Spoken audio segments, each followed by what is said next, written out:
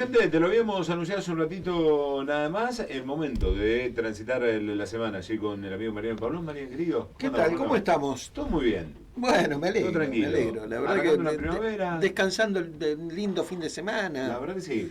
Bueno, ya Eh, del sábado, mini y hoy un día tormentocito. hermoso. Un día hermoso. Si le Hay que sacás viento, aprovechar. perfecto. Ay, sí, sí, no, pero el viento también Pero está- colabora para que está no, agradable. para que no sea tan caluroso. Total, para Eh, limpiar nuestra está- humedad. Claro, lo que sí, salgan abrigaditos porque apenas baja el sol refresca bastante, Sí, entonces total y que no los verdaderamente. agarre sin algún abrigo encima, Sí. pues la van a pasar mal. Sí, sí, sí, me parece que pasa un poquito por allí y el hecho de tratar de ir buscándole un poco más de la vuelta, si vos querés por llamarle así, a un tiempo en el cual uno venís de un bombardeo siempre muy grande de lo que va haciendo noticia y que eso va afectando los humores sociales.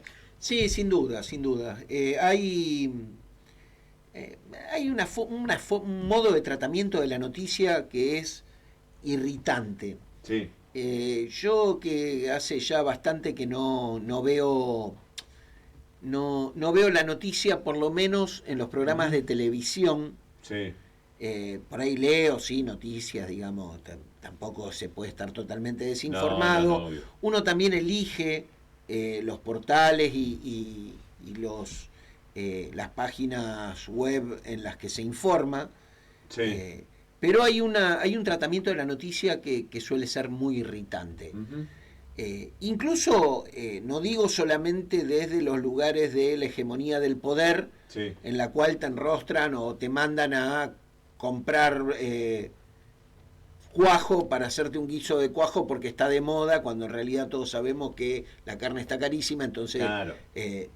Entonces ese tipo de verdugueadas que parecen una enrostrada, viste, de Ujú. buscate las alternativas porque vas a tener que vivir así.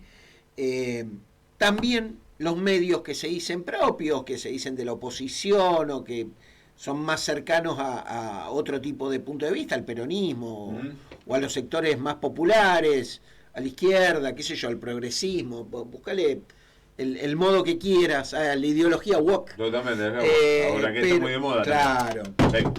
Sí. Pero Sí, hoy me parece que Me- va teniendo que hay un tratamiento y hay también una contaminación, porque se ha perdido esto de el hecho sagrado, las opiniones son diferentes. Hoy esa parte del periodismo la hemos perdido y lo otro que termina siendo complejo y reflexionar cuando vos hablabas de, bueno, me informo pero trato en algún momento de despegarme, de que hoy tengo gente que me arranca a la mañana con un hecho, me sigue al mediodía con el mismo hecho, a media tarde con ese mismo hecho, a la noche con el mismo hecho, y se va a dormir mirando también eso, y le llenaste la cabeza de un bombardeo, opiniones y demás, tremendo. sí, yo creo que ahí hay una intención clara cuando vos repetís, eh, y recuerdo claramente en la época en que quisieron instalar el tema de la inseguridad. Ujú. Año 2011, después lo usaron de nuevo como estrategia en el 2015, que les funcionó un poco mejor porque ajustaron algunas cosas y por eso ganó Macri. Ujú. En gran parte por toda esta cuestión de el conurbano como lugar peligroso. Sí. Y asumió Macri y no hubo más casos en los medios de violencia, de vandalismo, de delincuencia. No hubo ningún caso más. Fue muy loco, fue muy alevoso el tratamiento de la noticia.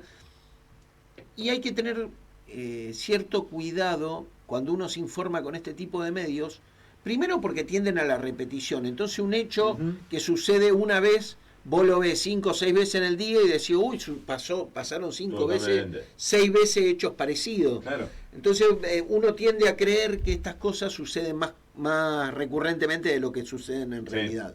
O retoman hechos parecidos viejos y te los repiten y decís, entonces está pasando permanentemente, qué sé yo, las entraderas, Sí. los robos en los cajeros automáticos. Eran situaciones que a veces eran situaciones aisladas, pero te recordaban una situación del año pasado, una del otro año, y decís, bueno, pasa una vez al año, no Claro. es una situación recurrente. Pero el modo de mostrarlo sí genera esa recurrencia.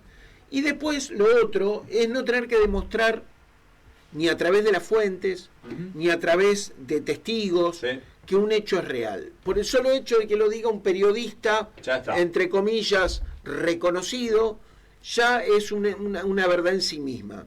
Y así tenemos los majul que se la pasan mintiendo, tenés Wiñaski que se la pasa mintiendo, que uno dice, bueno, ¿en qué mienten?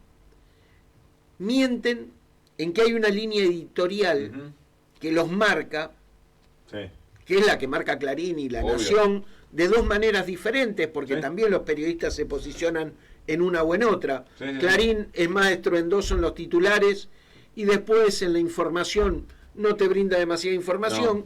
La Nación tiene una visión por ahí más oligarca, más de otra élite, y tiene una mejor redacción, una mejor narrativa, pero siempre desde una ideología de subestimar a las clases populares, de que si fuera posible buscarían un voto calificado, de que creen que realmente los más ricos tienen que gobernar un país, como la Argentina. Bueno, pero también partamos una base que muchas generaciones, entre las cuales me cuento que nos formamos en el periodismo, te hacían formar con 3 manuales de estilo. Uno era El País de España, ya sabemos lo que es El País en España.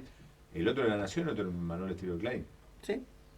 Bueno, eso era el libro de cabecera que te usaban tus profes. Agregale O Globo, agregale la línea editorial de Televisa, y ya tenés más o menos, a eso agregale la BBC, agregar algunos, el New York Times. Son más o menos todos la misma línea editorial. Es una línea editorial que pretende construir más hegemonía de la que existe en lo político y en lo económico sobre todo. Responden a los intereses de grandes grupos económicos, porque son en sí mismos grandes grupos económicos, y van construyendo una realidad acorde a sus intereses particulares. Si, por ejemplo, sus intereses son el petróleo, van a estigmatizar a todos los musulmanes de Medio Oriente, porque van a tender a justificar cualquier invasión que Estados Unidos haga ahí, o cualquier operación política que haga de armar a un grupo en contra de otro. Bueno, y hoy, que trayéndolo esto que vos armás del armado de acuerdo a los intereses, vas teniendo en algún momento el periodismo que le va soltando la mano a lo de Javier Milei, por lo menos de Provincia de Buenos Aires hasta esta elección. Veremos cómo lo sostiene después de octubre, pero en el medio ya te va empezando a criarte o a encuadrarse o a fortalecer y a doctrinizar también a lo que es Provincias Unidas, a empezar a buscar, bueno, vamos a una continuidad de esto, en esto, digamos. La búsqueda de la continuidad de un sector político que siga adelante con la recesión, que siga adelante con el endeudamiento, que siga adelante con la dependencia del sistema financiero, que siga pisoteando la industria nacional. Porque además, el gran tema acá es que la industria nacional, la gran industria, también tiene intereses en las finanzas. Entonces, si la industria no funciona, es porque están las condiciones dadas para la especulación financiera. ¿Qué hacen? Sacan la guita de la industria y la meten en la especulación financiera. No tienen mayores problemas en cuanto... No son los viejos desarrollistas, no son los viejos empresarios familiares que hicieron mucha guita, a los cuales les interesaba que su empresa, su industria funcione. Estos no tienen tanto prurito, sus industrias o sus empresas son bonos, nada más. Y esos bonos, digamos, te acreditan una capacidad de decisión dentro de una empresa o no. Si conviene lo mantienen, si no conviene lo cierran. Totalmente. Miraba un chiste, ayer estaba mirando la Biblia y el Calefón, justamente con el gran Jorge Ginsburg, que hacía la editorial antes de la Biblia y el Calefón, y después venía el juego de preguntas con invitados y demás. Brillante programa que hemos tenido en finales de los 90, principios de los 2000. Y decía, bueno, en el Día de los Industriales se juntaron los dueños de las principales industrias, brindaron con un champán, comieron una masita danesa, se subieron a su auto con chofer y se fueron. Que describe prácticamente lo que va haciendo este juego y también el juego de los medios que hoy son empresas periodísticas. Están ramificadas dentro de diferentes actividades, diferentes rubros que ya van y superan lo que es la parte de comunicación. Sí, por eso era tan importante la ley de servicio de comunicación audiovisual. Primero porque planteaba que las señales de comunicación no eran propiedad de nadie, sino que eran propiedad del Estado y el Estado las licenciaba. Con lo cual, vos no sos dueño de tu señal, sino que sos dueño de tu medio y la señal se la contratás al Estado, se la pedís al Estado y el Estado puede poner determinadas condiciones.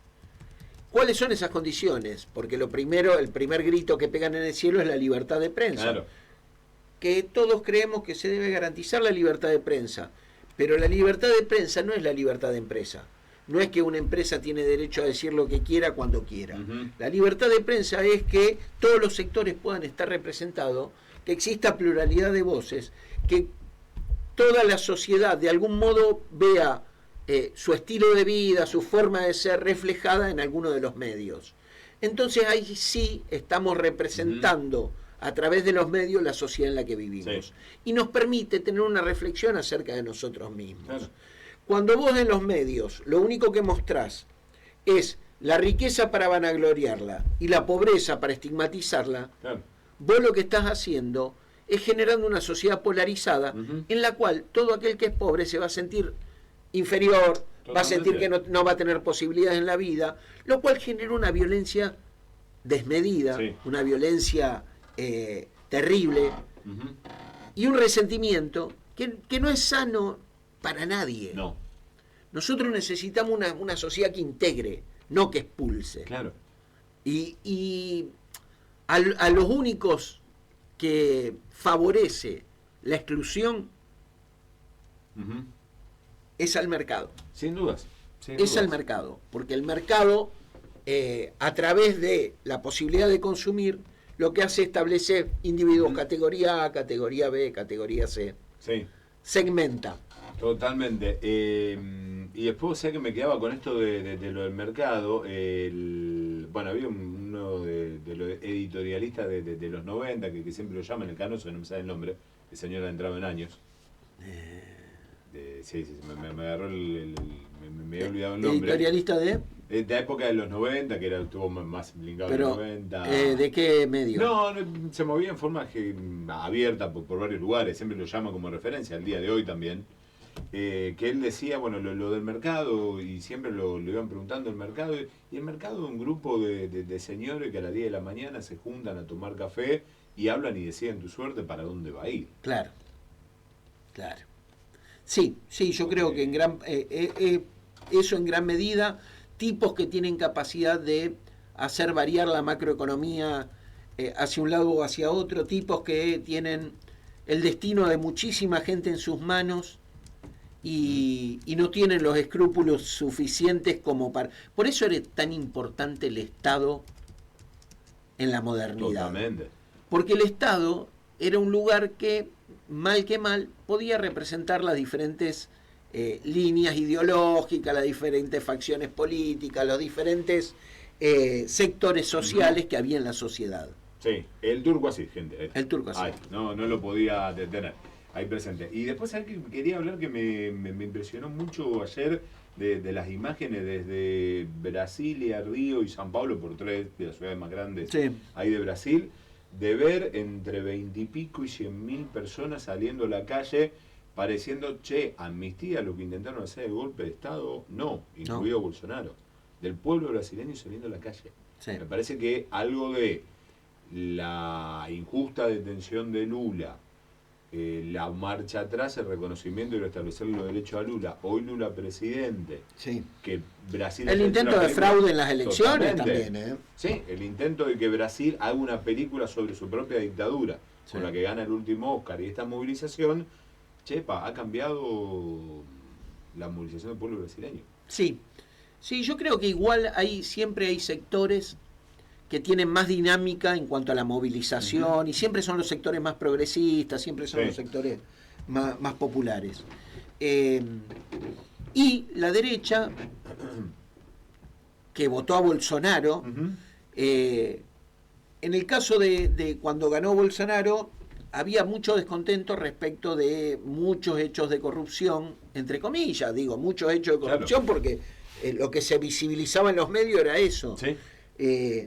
Y uno a veces subestima la capacidad que tienen los medios de generar determinado consenso, sobre todo en los momentos preelectorales.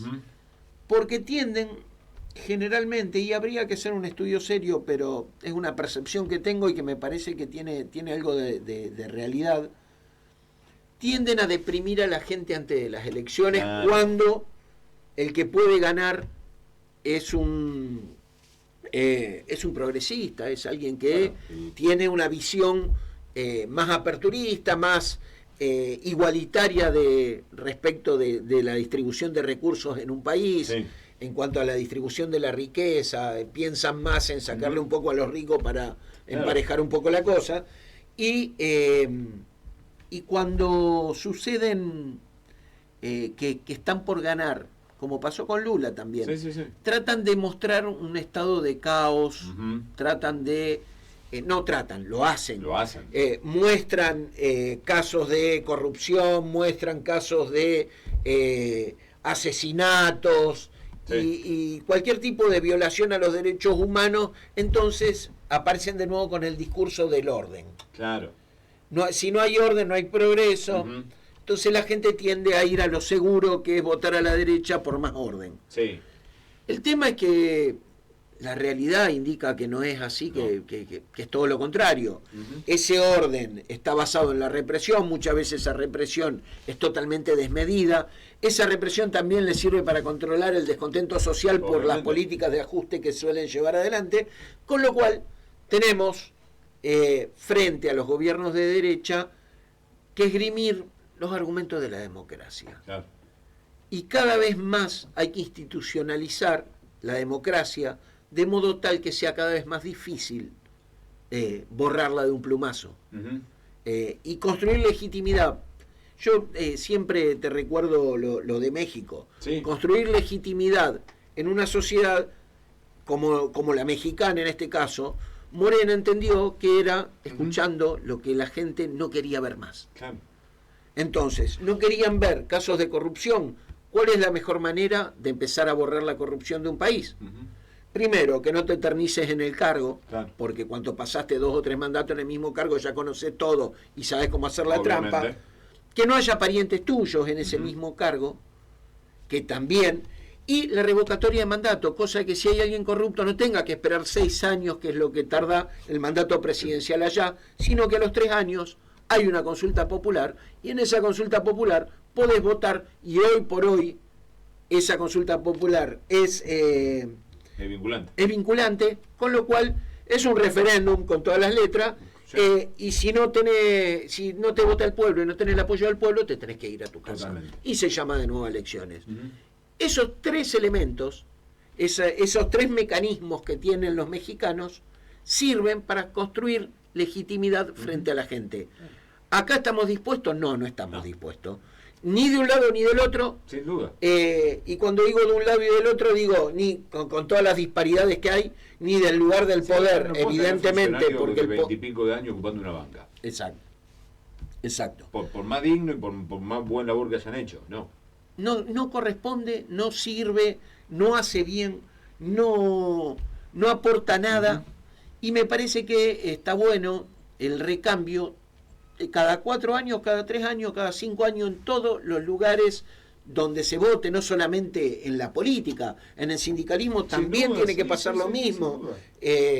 Y eso hace que haya una renovación permanente, y esa renovación lo que obliga es a que la cosa funcione colectivamente. Y a que vos tengas que ir generando y formando personas que estén capacitadas y organización para hacerse cargo, porque están en muchos lugares que el mismo, a lo mejor pasa que se da en algunos ámbitos, para tiro lo de los clubes. Digo, ustedes van a seguir en la presidencia, y dice el presidente, yo la verdad que no doy más abasto, que alguien asuma, pero no hay uno que diga, yo quiero ir. Entonces me parece que hay que empezar con esa parte de la formación, pero también el compromiso a querer formarse y a querer ser parte Yo creo que hay mucho miedo a asumir lugares, pero también porque en algún punto desde el mismo poder que todos vamos reproduciendo cuando llegamos a esas instancias, hay como una cuestión de no aceptar el error. Y yo creo que todos tenemos que empezar a aceptar el error, y porque de los errores se aprende. Y nos ha pasado incluso que hemos cometido muchísimos errores más por no aceptar los errores que cometimos. Entonces, muchas veces terminamos multiplicando al infinito un error, lo hacemos recurrente, por no asumir que fue un error. Sin duda. Marian, la hacemos el jueves, si Dios quiere, amigo. Dale, el jueves estamos acá. Estaremos acá, 1:45, música, ya venimos.